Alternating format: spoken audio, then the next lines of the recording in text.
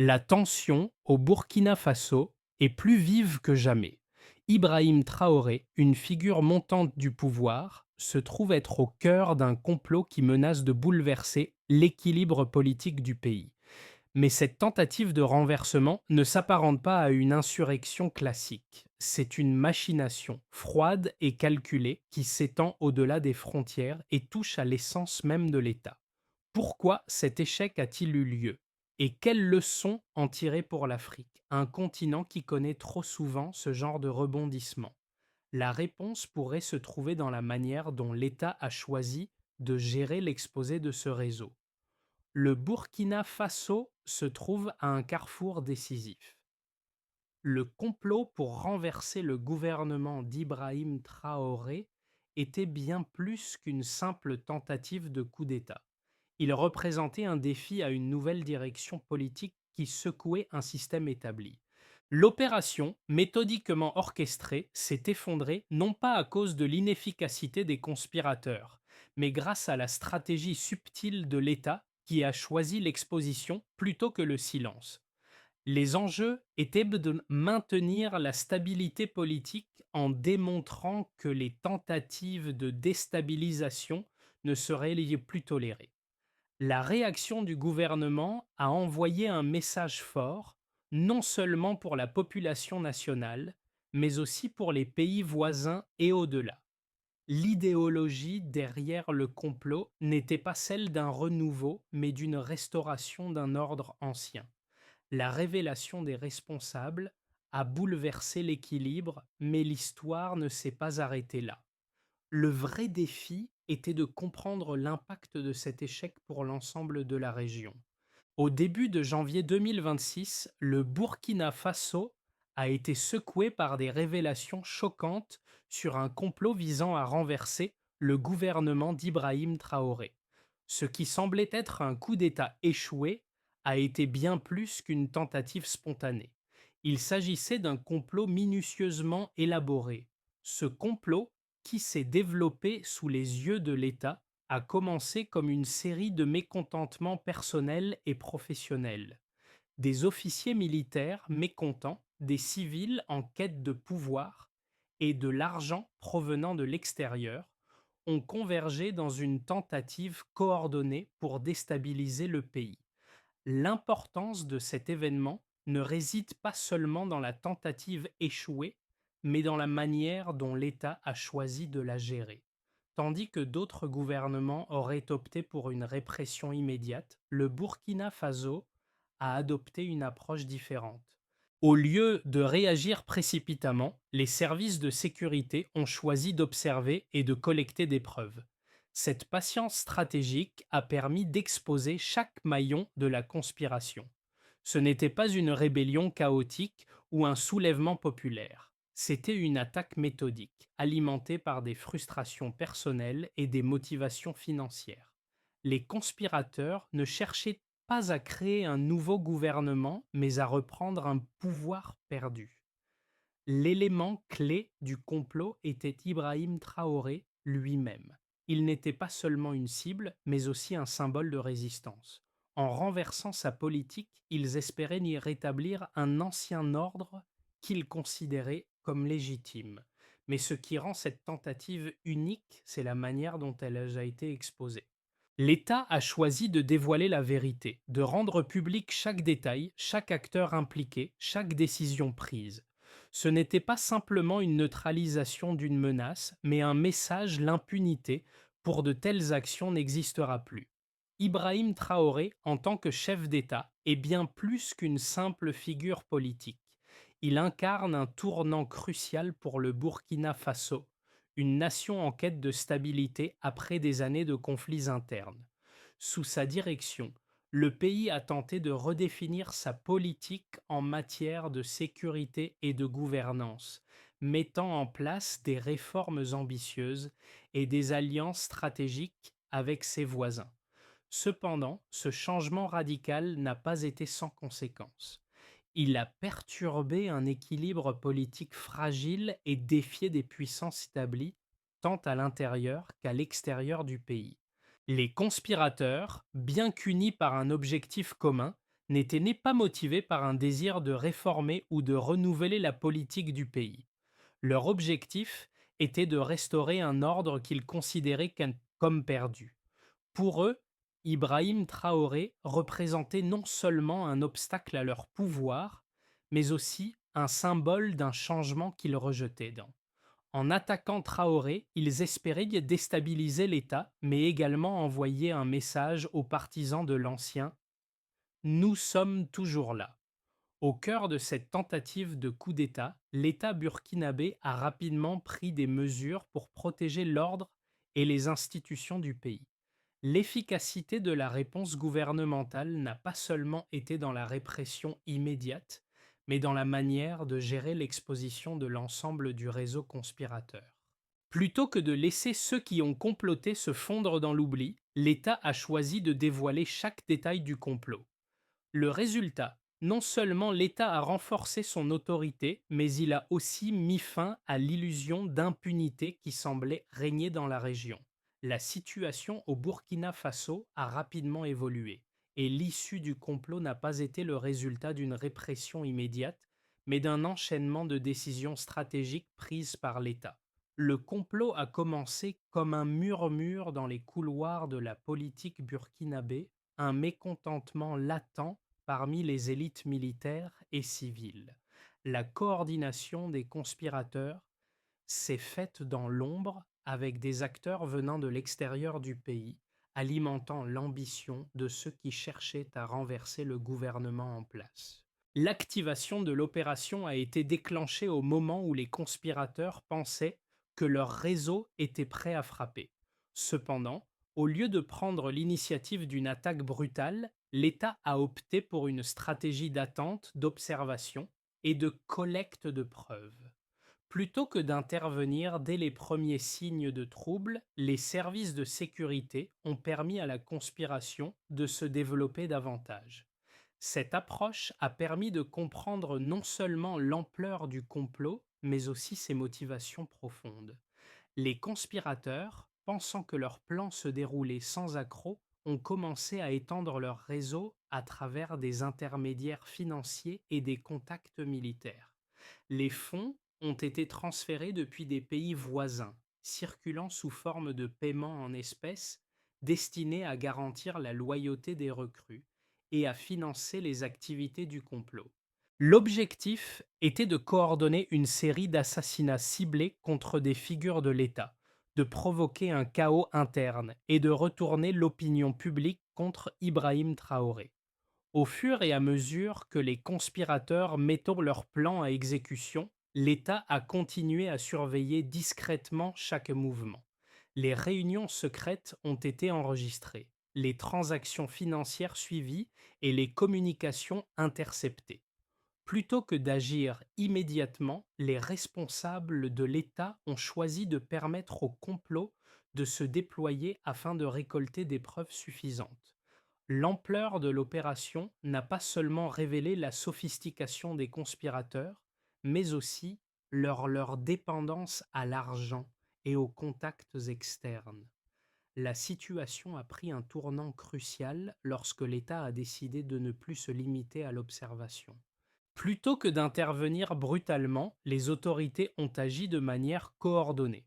Les conspirateurs ont été arrêtés au moment où ils pensaient que l'État était toujours dans l'ignorance. Les armes ont été saisies en pleine circulation, les paiements interceptés avant qu'ils ne puissent atteindre leur destination finale, et les recrues ont été arrêtés avec l'argent en main. Ce n'était pas simplement un coup de chance ou une intervention de dernière minute, mais une opération minutieusement orchestrée. Chaque arrestation faisait partie d'un plan plus vaste pour exposer l'ensemble du réseau et démanteler la conspiration. La stratégie de l'État ne visait pas seulement à neutraliser la menace immédiate, mais à envoyer un message: le pouvoir ne serait plus défié sans conséquence. L'issue de cette crise n'a pas seulement renforcé l'autorité d'Ibrahim Traoré, mais a également démontré à l'ensemble de la région qu'une telle tentative de renversement de l'État ne serait plus tolérée. Ce moment a marqué un tournant dans la manière dont les coups d'État et les complots sont perçus et gérés en Afrique de l'Ouest. Plutôt que de céder à la pression ou de tolérer l'impunité, le Burkina Faso a choisi d'afficher une ligne dure, marquant ainsi un changement de paradigme dans la gestion des crises politiques. D'après les informations de la tentative de coup d'État au Burkina Faso, étaient aussi nombreuses que variées, mettant en évidence la nature bien coordonnée de l'opération. Dès les premières investigations, les autorités ont découvert des preuves tangibles de l'ampleur de la conspiration. Parmi les documents interceptés, plusieurs chiffres clés ont émergé, illustrant la sophistication du réseau et son financement. Le premier chiffre majeur concernait les fonds transférés depuis des pays voisins. Selon les rapports des services de renseignement, près de 5 millions de francs CFA ont été envoyés à des intermédiaires dans les semaines précédant les arrestations. Ces fonds étaient destinés à financer l'achat d'armements et à rétribuer les recrues impliquées dans le complot. Une partie importante de cet argent a été utilisée pour acheter des équipements militaires, notamment des drones et des systèmes de surveillance, destinés à neutraliser les forces de l'État. Un autre élément clé résidait dans la logistique du complot. La tentative de renversement a impliqué des réseaux de communication sophistiqués permettant aux conspirateurs de coordonner leurs actions. Un autre chiffre qui a émergé des enquêtes était celui des réunions secrètes. Plus de 40 réunions ont eu lieu entre les conspirateurs avant l'éclatement du complot, avec la participation de plus de 20 membres clés du réseau. Les autorités ont réussi à enregistrer plusieurs de ces rencontres grâce à des dispositifs de surveillance avancés. Les autorités ont également mis en lumière un aspect essentiel de la participation de civils dans l'activation des cellules terroristes. Des dizaines de personnes, principalement des jeunes hommes, ont été recrutés et envoyés sur le terrain pour exécuter des actions ciblées. Une enquête menée après les arrestations a révélé qu'au moins 15 cellules terroristes avaient été créées pour effectuer des frappes coordonnées. Ces cellules étaient dotées d'instructions précises et d'objectifs à atteindre, tels que l'assassinat de hauts responsables militaires et politiques, ainsi que la perturbation des communications gouvernementales. Les services de sécurité ont également découvert des traces de fausses informations diffusées sur les réseaux sociaux et dans les médias locaux. Ces informations visaient à semer la confusion parmi la population et à affaiblir la confiance dans le gouvernement. Près de 25 fausses informations ont été identifiées et largement partagées avant la révélation du complot, dont des rumeurs de violence généralisée et de défaillance de l'État. Ces efforts de désinformation étaient destinés à manipuler l'opinion publique et à créer un climat de peur. En fin de compte, ces éléments ont non seulement prouvé l'existence d'un réseau structuré, mais ont aussi démontré l'étendue des moyens financiers et logistiques mis en place pour déstabiliser le pays. Ces preuves ont été essentielles pour comprendre l'ampleur du complot et pour justifier les actions de l'État, qui a agi en conséquence pour démanteler cette menace avant qu'elle ne devienne incontrôlable. Dans toute tentative de coup d'État, il existe des arguments contradictoires qui méritent d'être examinés pour en comprendre les véritables motivations. D'un côté, certains pourraient argumenter que les conspirateurs agissaient en réponse à une politique gouvernementale jugée oppressive et autoritaire. Ils auraient cherché à restaurer un système qu'ils considéraient plus juste ou légitime. Cependant, en dépit de cette prétendue légitimité, le complot n'a jamais été porté par une idéologie cohérente. Il ne s'agissait pas d'un mouvement populaire cherchant à réformer l'État, mais d'un groupe d'individus cherchant à regagner un pouvoir qu'ils avaient perdu. D'autre part, l'État burkinabé, sous la direction d'Ibrahim Traoré, a adopté une approche pragmatique, axée sur la préservation de la stabilité politique et sociale. L'argument de l'État repose sur l'idée que la politique de Traoré, bien qu'incertaine pour certains, visait à créer un environnement de gouvernance plus transparent et équitable. L'objectif de son administration n'était pas de s'installer dans une position autoritaire, mais de répondre à des besoins de réforme profonds au sein du pays, notamment dans la gestion de la sécurité et de l'économie. En outre, Traoré a fait face à une opposition acharnée, qui a utilisé la violence comme moyen pour parvenir à ses fins. Le contraste entre ces deux perspectives met en lumière une contradiction fondamentale. D'un côté, les conspirateurs se sont battus pour un retour à un ancien ordre qu'ils considéraient comme plus équitable, mais de l'autre, leur méthode consistait à saper la légitimité de l'État à travers des moyens violents et secrets. Ce manque de vision idéologique claire a révélé que l'objectif principal des conspirateurs n'était pas la démocratie ou la justice, mais simplement le rétablissement d'un pouvoir qu'ils croyaient leur être dû. Le véritable dilemme réside dans la question de la légitimité du pouvoir. Ibrahim Traoré, en prenant le contrôle du pays, a défié les anciennes structures de pouvoir, ce qui a créé des résistances parmi ceux qui avaient perdu leurs privilèges. Cependant, son pouvoir est aujourd'hui renforcé par le soutien populaire croissant qui voit en lui une figure capable de guider le pays vers une stabilité durable. Le complot, quant à lui, n'a fait qu'exposer la fragilité de ceux qui cherchent à renverser un système sans jamais proposer de solution concrète aux problèmes de fond. Ainsi, la légitimité ne peut pas être mesurée uniquement en termes de pouvoir militaire ou économique, mais doit prendre en compte la capacité d'un dirigeant à répondre aux besoins et aux aspirations de sa population. Le complot n'a pas seulement échoué parce que l'État a pris les mesures nécessaires, mais aussi parce qu'il n'a pas réussi à capter l'essence du changement que le pays mérite. Le retournement du complot n'a pas été un simple accident. Il s'est produit à un moment précis, calculé, où l'État avait déjà pris le contrôle de la situation.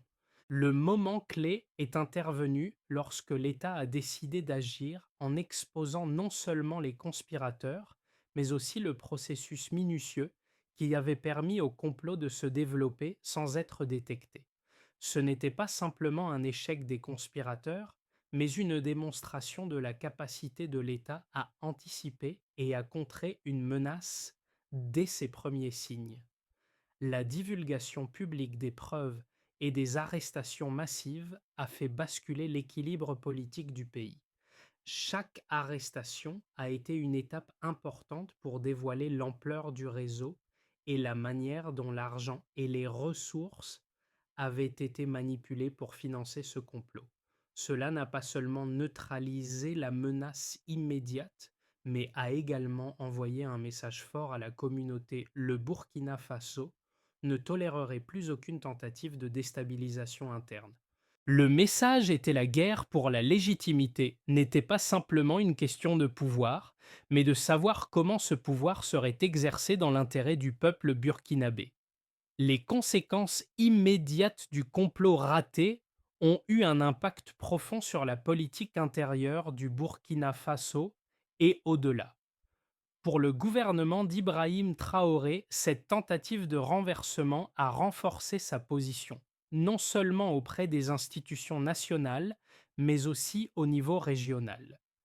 La réaction de l'État a envoyé un message fort à ceux qui pensaient que l'instabilité était une option acceptable pour imposer des changements politiques.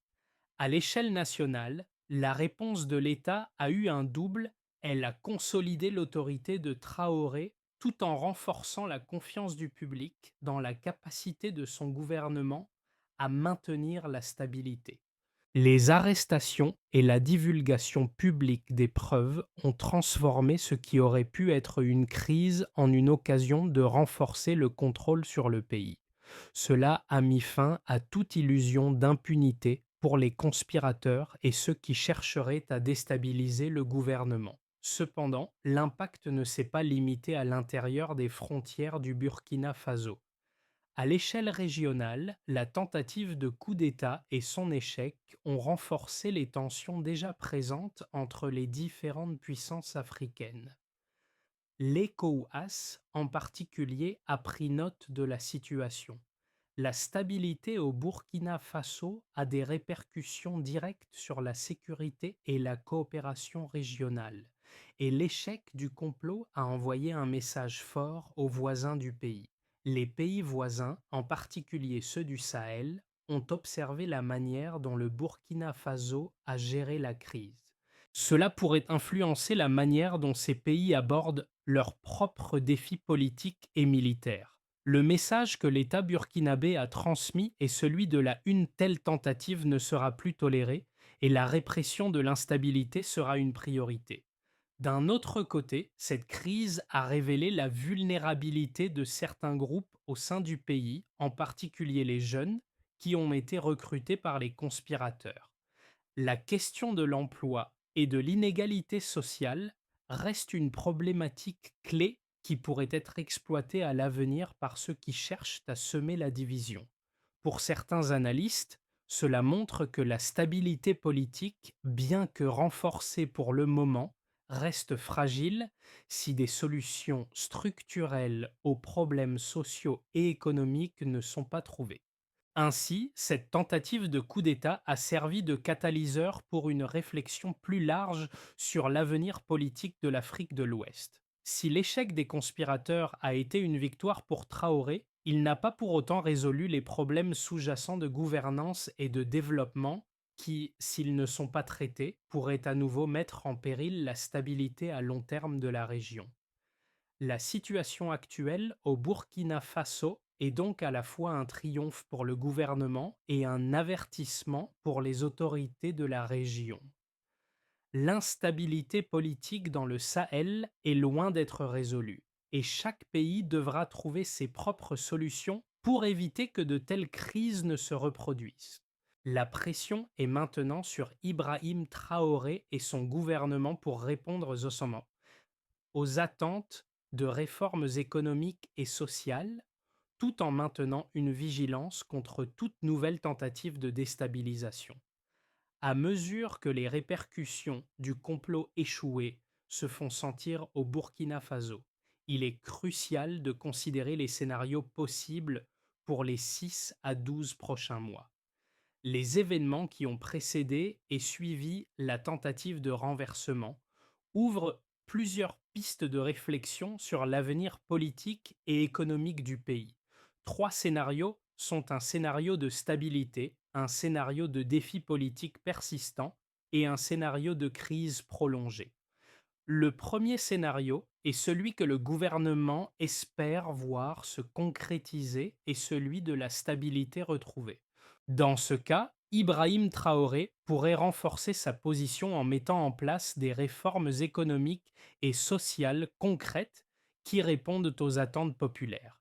Si le gouvernement parvient à gérer efficacement les défis économiques comme le chômage et la corruption, et à établir des relations diplomatiques solides avec les pays voisins, le Burkina Faso pourrait connaître une période de croissance et de sécurité relative. Ce scénario pourrait aussi être soutenu par une coopération accrue avec l'ECOWAS, qui verrait en ce modèle un exemple de gouvernance réussie face à la tentative de coup d'État. Le deuxième scénario envisage des défis politiques persistants, même si la stabilité est maintenue à court terme. Dans ce cas, les tensions internes, notamment entre les différents groupes sociaux et ethniques, pourraient et continuer à frapper l'équilibre fragile de l'État. Les frustrations économiques et sociales pourraient alimenter de nouvelles tentatives de déstabilisation. Le soutien populaire pourrait fluctuer en fonction de la rapidité des réformes et des promesses tenues par le gouvernement. Si des tensions éclatent entre les partisans et les opposants du gouvernement, cela pourrait mener à des protestations, voire à des conflits sociaux qui affaibliraient la position de Traoré. Le troisième scénario, celui de la crise prolongée, représente une situation où le pays est incapable de surmonter les défis auxquels il fait face. Si le gouvernement échoue à résoudre les problèmes économiques et sociaux de manière efficace, des tensions internes pourraient dégénérer en violence. L'instabilité pourrait s'intensifier avec de nouvelles tentatives de renversement ou des soulèvements populaires. Le pays pourrait alors se retrouver dans une spirale de violence et de répression, avec une perte de confiance croissante envers les autorités. Dans ce contexte, le rôle de la communauté internationale, en particulier de l'ECOWAS, sera crucial. L'ECOWAS pourrait être amené à jouer un rôle de médiation ou d'intervention pour éviter une crise majeure. Cependant, son intervention dépendra largement de l'évolution de la situation interne et de la capacité du gouvernement burkinabé à répondre aux attentes de la population. Ces trois scénarios montrent que l'avenir du Burkina Faso dépendra largement des choix politiques qui seront faits dans les mois à venir. Le défi majeur pour Ibrahim Traoré et son gouvernement sera de maintenir l'équilibre entre la stabilité et les réformes nécessaires pour éviter une nouvelle crise politique. Les événements qui ont secoué le Burkina Faso en janvier 2026 ne sont pas uniquement des faits politiques ou militaires. Ils résonnent profondément avec les peuples de toute la région du Sahel et au-delà. À travers ce prisme, la question qui se pose n'est pas seulement celle de l'avenir du Burkina Faso, mais celle de l'impact de cette crise sur les jeunes générations, sur les acteurs politiques de la région et sur les attentes sociétales vis-à-vis du pouvoir. Pour les jeunes générations du Sahel, les événements au Burkina Faso marquent un tournant. La tentative de coup d'État a révélé la manière dont l'argent et la désinformation peuvent être utilisés pour manipuler les masses. Les jeunes, souvent désillusionnés par les promesses non tenues des gouvernements successifs, peuvent se retrouver facilement influencés par de tels appels à l'action. Pourtant, ce qu'ils ont vu dans cette crise, c'est que l'argent et la manipulation ne mènent pas à la victoire, mais à l'échec. Les conspirateurs, malgré leurs ressources, ont été exposés et neutralisés, envoyant un message. La loyauté et la solidarité ne sont pas à vendre. Pour les acteurs politiques de la région, ce scénario a des implications importantes. Les gouvernements voisins, en particulier ceux confrontés à des défis similaires, devront redoubler d'efforts pour empêcher une telle situation de se reproduire sur leur propre sol.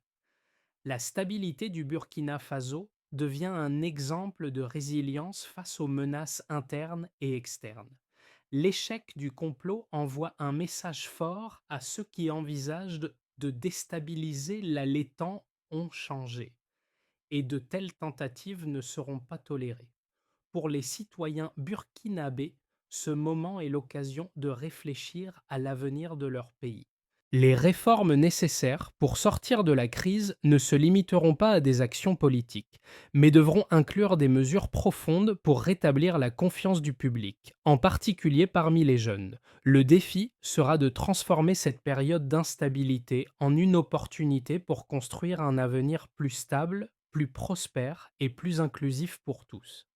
Pour éviter que les événements du janvier 2026 ne se répètent et pour garantir un avenir stable au Dikhoudjilan, au Burkina Faso, un ensemble de solutions concrètes doit être mis en place.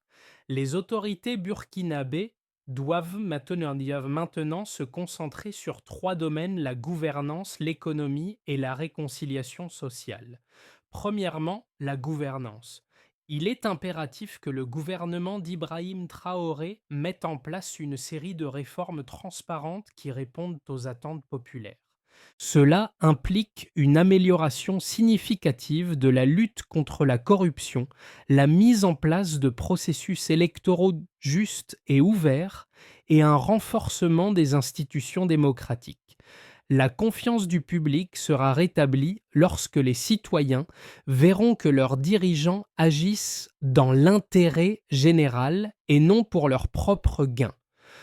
Deuxièmement, L'économie. Le Burkina Faso doit diversifier ses sources de revenus et investir dans des secteurs clés comme l'agriculture, l'industrie et la technologie. En réduisant la dépendance à l'aide internationale et en créant un environnement favorable aux investissements locaux et étrangers, le pays pourra créer des emplois durables, réduire le chômage et améliorer le niveau de vie de ses citoyens. Il est également crucial de réformer le système fiscal pour s'assurer que les ressources de l'État sont utilisées de manière plus efficace et juste. Enfin, la réconciliation sociale. Le Burkina Faso doit faire face à ses divisions internes, qu'elles soient d'ordre ethnique, régional ou économique. Un véritable processus de réconciliation est nécessaire pour guérir les blessures laissées par des décennies d'instabilité. Cela inclut la mise en place d'un dialogue national inclusif, la promotion de la justice sociale et la reconstruction du tissu social entre les différentes communautés du pays. La mise en œuvre de ces solutions ne sera pas facile, mais elle est essentielle pour l'avenir du Burkina Faso. Le gouvernement doit agir rapidement et de manière décisive pour transformer cette crise en une opportunité de reconstruction. Au cœur de cette crise, une question fondamentale: qu'est-ce qui fait qu'une nation reste unie, même face à des défis aussi majeurs? L'histoire du Burkina Faso, et en particulier celle d'Ibrahim Traoré, illustre que la force d'un pays réside non seulement dans sa capacité à résister à l'adversité, mais aussi dans sa volonté de se réinventer. L'échec du complot de janvier 2026 n'a pas seulement été une victoire pour le gouvernement de Traoré, mais aussi un moment de définition pour le pays lui-même, tout comme l'intrigue qui s'est construite autour de l'idée d'un retour à l'ordre ancien. Le Burkina Faso doit maintenant se concentrer sur la construction d'un avenir nouveau, fondé sur la justice, la transparence et l'unité. L'histoire a montré que les pays qui réussissent à se relever de leur crise sont ceux qui ne se contentent pas de réparer les erreurs du passé, mais qui prennent des mesures audacieuses pour forger une nouvelle voie. Ibrahim Traoré, en tant que leader, a un rôle déterminant à jouer dans ce processus de transformation.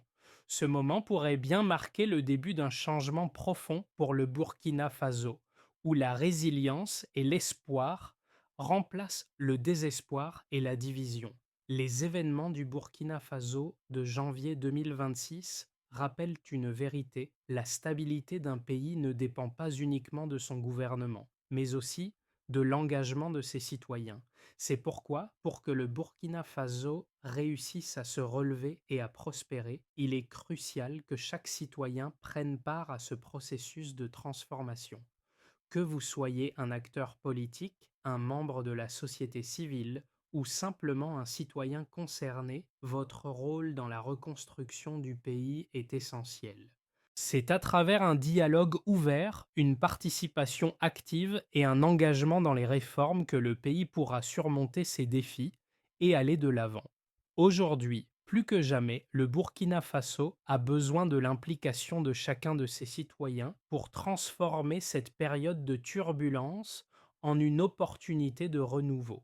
Pour les jeunes générations, c'est le moment de prendre part à la construction d'un avenir meilleur. C'est une invitation à ne pas seulement observer, mais à agir, à s'engager dans la création d'un Burkina Faso stable, prospère et solidaire.